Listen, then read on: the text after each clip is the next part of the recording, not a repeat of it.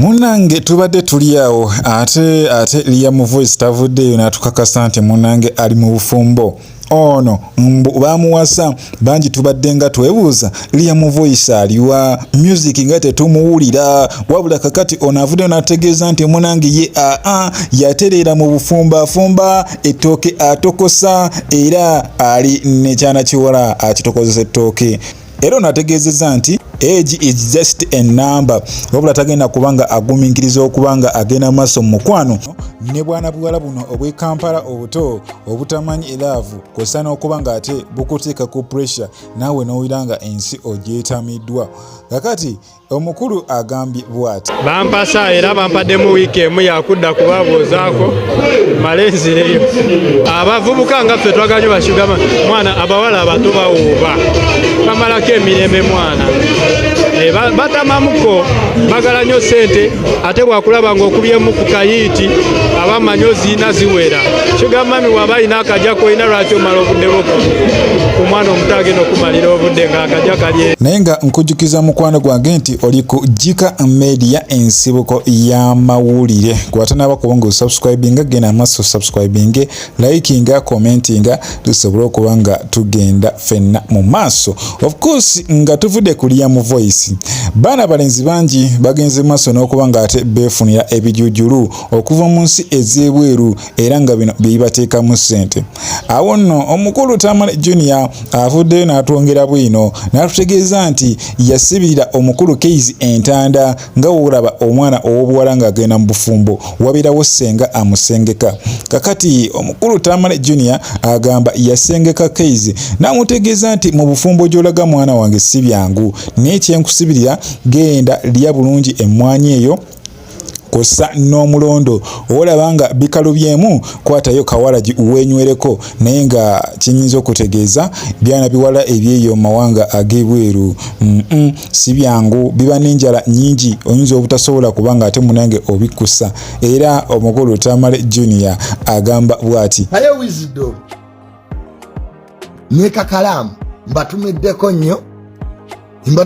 nnyo bangaye mwagenze kufumbirwa ne mwanyinaze Keiyz luli namukyazaako ku TikTok gyali afumba Keiyz ebintu ayoza Keiyz nga tannagenda namugamba ebintu bisatu namugamba lya nnyo emmwanyi n'omulondo bukuyingire mu mubiri abakazi b'ebweru ng'ona abafumbirwa obulungi ko ebikazi biri eyo binene kwa buno bwala bupote babazungu babwagala babuwasizaawo bino binnamukadde ebinene kilo 10 Keiyz byalimu byabyetaaga service.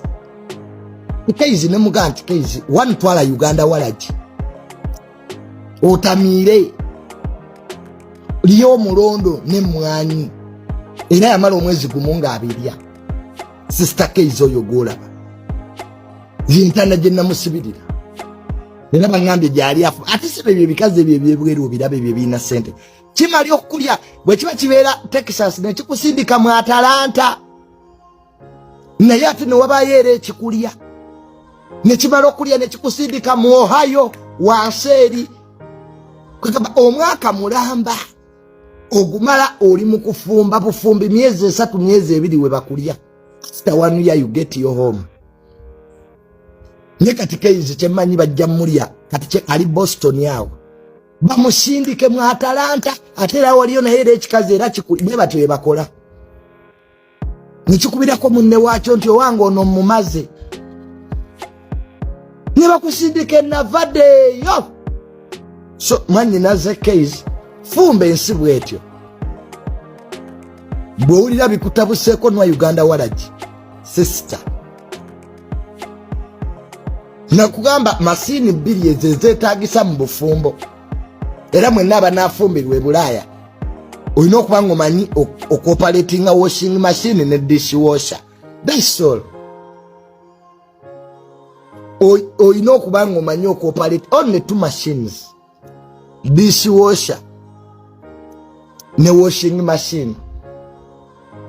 Era Keiyz bwe namukubira nanga sister Junior yagendi munne mu bufumbo ne mga kuza abaana kibeera y'ofumbe naye nga bajja kusindika osange nga mwaka mulamba oba ofumba buli state unakuliddemu ebiri olina akulyamu emyezi 3 ono gumu. After 1 year everything will get well. Don't worry Keiyz. Kasito omulondo gwo walya n'emmwanyi era buli anafumba nti mugamba. Ebyo nga tubitaddeko ku bbali mukwano gwange ye taata wa Prince Omar avuddeyo n'ategeeza nti mutabani we yandiyagadde okuba nga ate agenda maaso n'emisomo gye. Jjukira omukyala ye bamuganye okusinziira ku sharia laws zandibanga tezimukkiriza kubanga agwa mukwano ne mwana muwala ono, era abantu bangi bavuddeyo nga beebuuza ate omuzadde agirawa mu relationship y'abaana. Ono agambye tajja kubanga akikkiriza era n'asaba mutabani addeyo asome ate ebintu binaaterera mu maaso eyo ayongere mu maaso okubanga akulaakulanya ekitone kye. Oyogera ne taata wa Prince Omar nga nze taata we era nga nze omu ku bantu abamusobodde okumusupportinga okuba nti atwala ekitone kye mu maaso.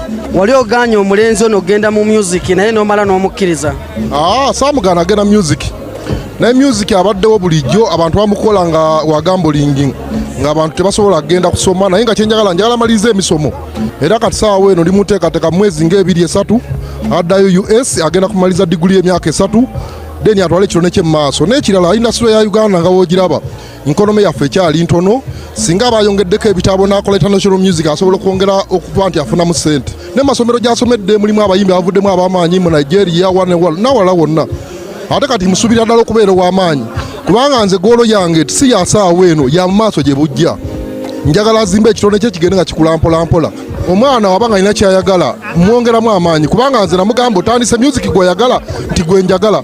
Ne mugamba nkuwadde budget ya 600 million genda otandika okola video osobola okuba nti okuza ekitone kyo.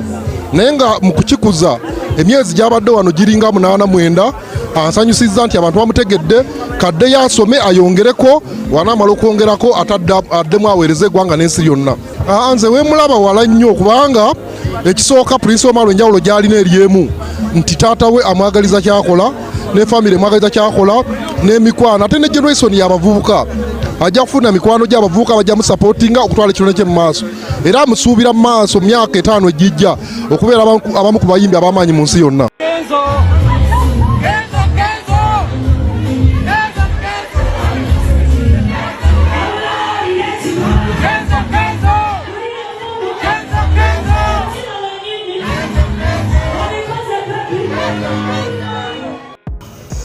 Of course mukwano gwange nkujukiza nti obadde ku Jika Media ensibuko ya mawulire gwatanaba kubanga subscribinga gena maso subscribinge likinga commentinga tusobola okuba nga tutambula fenna.